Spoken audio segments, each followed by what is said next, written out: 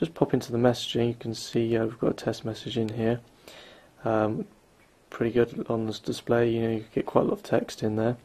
But if we just pop into an email, for example, here we can see we've got this new sort of icon at the side here, the little arrow, which allows us to go into further menu options. So instead of just having to go into the options menu down the bottom here, we can also just arrow across and we get this on-screen display, and then the background goes slightly white, as you can see there, and sort of brings this mainly into view.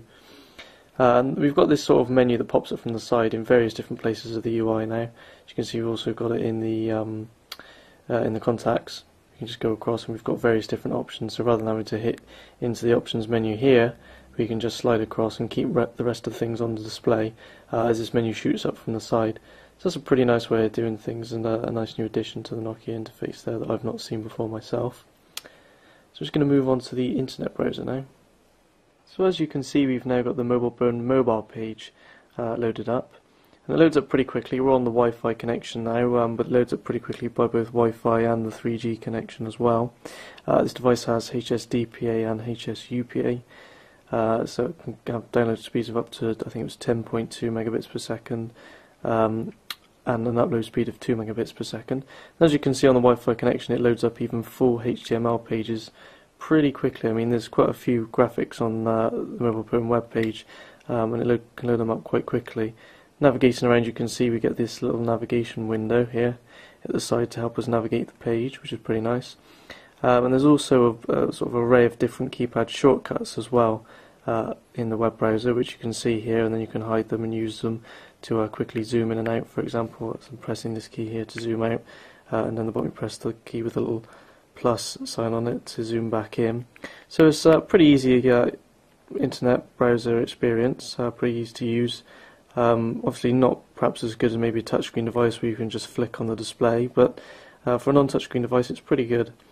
And it's sort of moving on slightly from what's on my Nokia N95, a little bit better than that, and also loads up quicker because I think this device has a 600 MHz processor, so it's a little bit quicker than previous Nokia devices.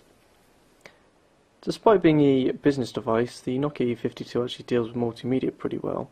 Obviously the camera is not top notch, it's only a fixed focus camera, but the music player is pretty well catered for with 3.5mm audio port on the top, and it's also got Bluetooth A2DP as well, so you can use stereo headphones wirelessly with Bluetooth. You can actually add playlists as well directly on the device and search for your music by artist, album, playlist, song, genre and composer. There's also an equalizer which you can customize, and you can even buy music via the Nokia Music Store link here on the device. You can even search music via voice commands. You can just click on that and enter voice command, just say the name of the track or the artist you want, and it'll pull up all the songs that relate to that. Also, we've got some neat little Office apps as well for people out on the go. We've got Quick Office for viewing Microsoft Office files, and you can even create various new documents. You can see we can create a Word document or a spreadsheet or a presentation on the device. Perhaps not as in-depth as on a normal computer, but get you out of a bind if you need something quick. I've also got a calculator and a zip manager, as well as notes and a new thing called Active Notes, which allows you to put videos and things in them and then assign them to a contact, so when a contact rings a note appears to remind you to maybe ask them to get some milk or something. I've also got a dictionary in there and a few other bits and pieces such as a PDF reader, so pretty well catered there. I've also got a decent calendar on the E52. As we said earlier, it shows up here in the main menu. You can see on the home screen, we get the calendar entries popping up. And we've actually synced our calendar here with our Microsoft Exchange account as well. So all the different appointments on our Microsoft Exchange account are synced across, which is pretty good for obviously business users.